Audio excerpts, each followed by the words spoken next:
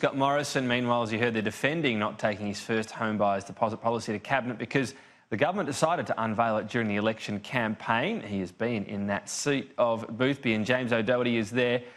James, interesting line here from Scott Morrison when asked about firming of prices. Now, firming, presumably in a relative sense, has to mean a higher price, but he's trying to put this in the context of softening prices of late within housing. Well, yes, he is. Now, Matthias Cormann says that this policy will have a firming effect on the market, and given that we have seen a softening in the market, this is something that Scott Morrison isn't backing away from, saying that with the softening in the market has come some risk and some homeowners fearing that their house will be worth less. So this policy, Scott Morrison says, will lead to a firming of the market, and that firming could mean essentially that house prices will increase, and he's not backing away from it. So a firming of the housing market is a positive thing at a time when it is softened, because people should have confidence in the value of their own homes, and I'm giving them that confidence through the policies that we're putting in place.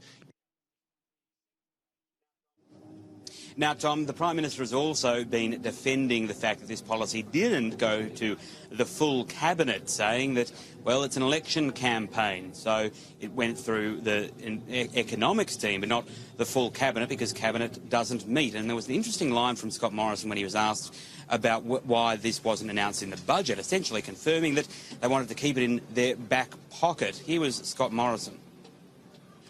Mark, you've been around a long time, and I started this discussion with my senior economic ministers before the budget. But as you know, once you go into campaign mode, Cabinet doesn't meet. And it's the normal process for those decisions to be taken by the leader and senior economic ministers, and that's the process that was followed in this case, as it's followed in all cases. James, the PM not wanting to enter or re-enter the Adani approval process, despite a leaked document showing the CSIRO was saying of this approval, well, the devil's in the detail, and it's the detail we don't have.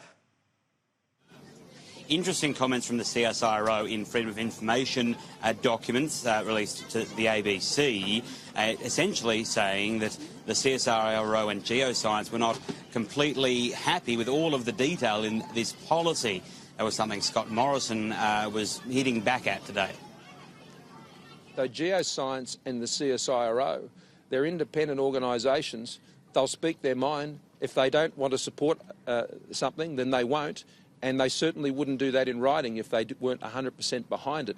And they did. I think what we were doing was we wanted to be assured by both of those agencies. Some more questions on Adani, but clearly something that the Prime Minister doesn't want to enter into this at this late stage of the campaign, Tom.